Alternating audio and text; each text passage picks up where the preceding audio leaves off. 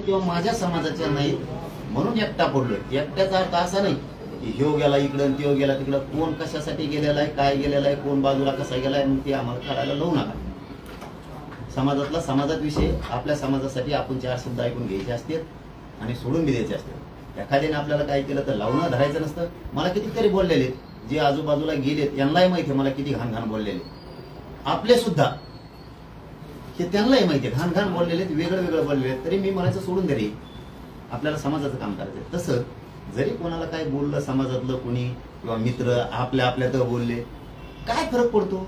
समाजाचा लढा मोठा आहे, द्यायचं सोडूनच चालायचं पुढं, द्यायचं सोडूनच चालायचं पुढं. झाला आपण तर जातीसाठी पचू. माझा किती झालाय, मी पचिला समाजासाठी. संकट पचिले, आज लय मोठं संकट घोंगावतंय तरीही पचवलं मी. मग थोडेफार जर एकामेकात आपलं काही झालं तर द्यायचं सोडून मोठ्या मनाने. झाला आपण तरी जातीसाठी पचवायचं म्हणतो मी, तुमच्यासाठी नाही म्हणत, तुम्ही नाही पचवू शकत, पण जातीसाठी पचवायचं त्या भूमिकेत राहायचं. कारण मीही राहिलो. माझा म्हणण्याचा अर्थ असा होता की ओबीसीचे सगळे नेते एक झाले, मी एकटा पडलोय. मराठ्यांचे नेते काय करतील याचा अर्थ असा नव्हता की ह्यो गेला आणि त्यो गेला म्हणून. इथं करोडो समाज एकीकडून आहे. समाज एकीकडून राहिला तरी आम्ही आरक्षण मिळतो. आणि आमचा समाज मरेपर्यंत करोडो मराठा समाज एकीकडून. ते नेत्याला उद्देशून होतं मराठ्यांचे. एकटा जरी राहिलो तरी घेत नाही मी, हे मी ठासून सांगतो. ज्याला वाटतं ना एकटा एकटा म्हणतो ना असं का घडलं, ठासून सांगतो. तुमचे जसे पाळण्यातल्यापासून म्हाताऱ्यापर्यंत जागे झालेत तसे मै बी पाळण्यातल्यापासून म्हाताऱ्यापर्यंत जागे झालेत. मी एकटा बी राहिलो तरी लढणार. तुम्ही कशा खुन्नशीने विचारताय काय ते सगळ्याला कळतं. एक हाकेंच्या बाबतीचा प्रश्न आहे. ते म्हणाले की आता तुम्ही म्हणजे जरांगे म्हणतायत की दलित मुस्लिम आम्ही सगळे एकत्र आहोत आणि ज्यावेळेस मोठे मोर्चे काढले होते त्यामध्ये अॅट्रॉसिटी रद्द करा ही एक प्रमुख मागणी होती. त्याबद्दल ते म्हणा नाही. हे बघा, मी पुन्हा तेच सांगतो.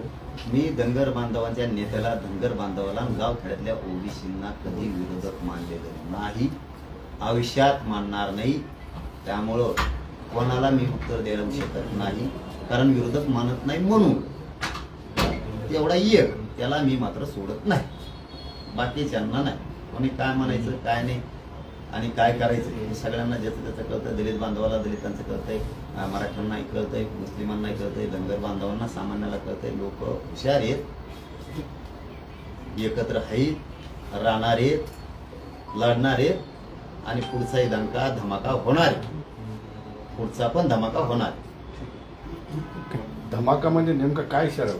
13 तारीख आल्यावर आता शंभूराजे देसाई साहेब म्हणले ना, सन्मान ठेवू बाबा, का नाही ठेवायला पाहिजे? आमच्या मागणी प्रमाण पाहिजे, खोट्या बातम्या पसरायच्या नाही. सगळ्या सोयरीची अंमलबजावणी आमच्या व्याख्याप्रमाणे पाहिजे, ती घ्यायची. त्यावेळेस घेतलेली नाही,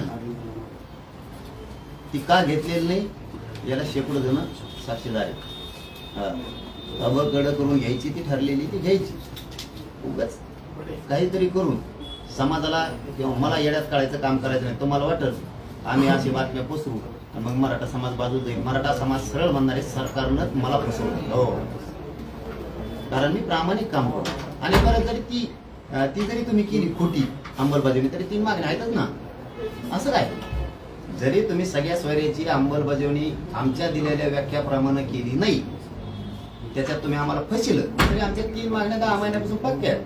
हैदराबादचं गॅजेट लागू करायचंय, सातारा संस्थांचं करायचंय, पश्चिम महाराष्ट्र सगळा येतोय, बॉम्बे गव्हर्नमेंटचं करायचंय आणि 1967ला आरक्षण दिलेलं आहे 180 जातीला. त्यावेळेस कुणबी त्याच्यामध्ये 83 क्रमांकाला मराठा आणि कुणबी एकाचे साधी एक वरचा JR काढायचा शासन निर्णय घ्यायचा, फक्त मराठा आणि कुणबी एकच. या मागण्या आहेतच ना, तिच्यात फसलं तर या 3 आहेतच.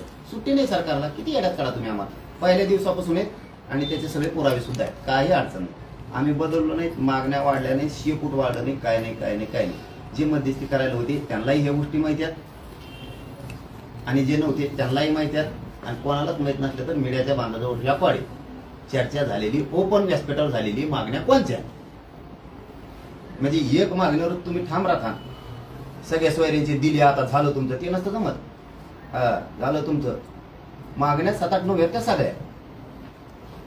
तुम्ही म्हणता एक झाली सगळ्या सोयरीची होती, सगळ्या सोयरीची होती, ती जरी खोटी केली तुम्ही आम्हाला फसवलं बी तरी मराठा आणि कुणबी एकाचे की कायदा सांगतो, कायद्यावर बोट ठेवून सरकारनं बोलायचं. ही पहिल्यापासूनची मागणी. तुम्हाला पहिल्यापासूनचे पुरावे सुद्धा मीडियाचे बांधव आत्ताच टाकायला लागले त्या क्लिपा, कालच बघितल्यात मी. त्यामुळं तसं काहीच नाहीये.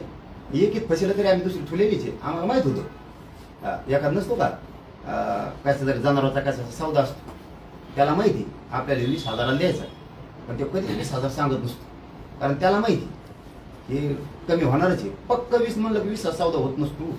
मग ते पक्का माहिती म्हणून ते आधीच सांगत असतो 50,000. मग तुडी ते 20 होते. आता आम्हाला माहित होतं तुम्ही फसवे सरकार आहे, 70 वर्षापासूनचे फसवे सरकार आहे सगळे. म्हणून आम्ही हे सगळंच ठुलते. मराठा कुणबी एक हे, हैदराबादचं गॅजेट, आमचा आणि विदर्भातल्या मराठ्यांचा व्यवसाय एकच आहे. समकक्ष पाहिजेत ना, सारखाच आहे. ते तिकडे शेती करतात, आम्ही इकडे शेती करतो. आम्ही का वाटगे नाही आणि तिकडे काय समुद्र नाही. म्हणजे आम्ही ते ठुलेले. तुम्ही किती चॅप्टर आहेत ना मला माहित होतं आधीच. तुम्ही किती गुगल्या टाकून लोकांचा गेम वाजवता, किती आंदोलक तुम्ही संपविलेत, हे सगळं माहिती आहे मला. कसे संपविलेत, किती खोटं बोलून संपविलेत. एकदाच सगळे मंत्री आमदार एकूण होऊन बोलायला सुरुवात करते. ते असंच होतं, ते ऐकतच नाही, आमकंच हे असं करून तुम्ही त्या आंदोलकाला बदनाम करता, मागं सरकिता आणि तुमचं साधून घेता. त्यामुळं आम्ही समाज हुशार आहे. तुम्ही मला किती बदनाम करा की ही व्याख्याच होती तीच होती, आमची ती व्याख्या नाहीये. पहिल्यापासून सांगतो आम्ही, आमची जी व्याख्या आहे तीच व्याख्या आम्हाला पाहिजे. तुम्ही जर ती नाही घेतली तशीच अंमलबजावणी. क्रमांकाला मराठा आणि कुणबी एक हे ह्या मागण्या पाहिजे, त्या सुद्धा पाहिजे. तुम्ही एकाच फशील का आमची दुसरी आहेच ना. तुम्ही किती चॅप्टर आहेत आम्हाला माहित आहे. तुम्हाला माहित होता मग तुम्ही या ह्यो गेम टाकणार आहे, ह्यो डॉट टाकणार आहे, ते आम्हाला पक्का माहित होतं. शेवटी मराठाच यशस्वी झाला. 2-4 मागण्या सगळं ठेवलेल्या आहेत आम्ही त्याच्यासाठी. चारीतल्या कोणती एक झाली तरी महाराष्ट्रातल्या मराठ्याचं कल्याण होतं. सगळ्या सोयरीची अंमलबजावणी केली तरी महाराष्ट्रातल्या मराठ्याचं कल्याण होतं. तुम्ही जर तिच्यात आम्हाला फसिलं तरी 83 क्रमांकाला मराठा आणि कुणबी एकच ही केली तरी मराठ्याचं कल्याण होतंय. हैदराबादचं गॅजेट, सातारा संस्थांचं गॅजेट आणि बॉम्बे गव्हर्नमेंटचे गॅजेट हे तिन्ही लागू केले तरी मराठ्यांचं कल्याण होतंय. आम्ही तिन्ही चारही डावं टाकून ठेवले. आम्हाला माहिती तुम्ही एका याच्यात आम्हाला फसवणार आहोत. मराठ्या संघ नका डावं टाकू. हो, मराठ्या संघ डावं टाकणं एवढं सोपं नाही.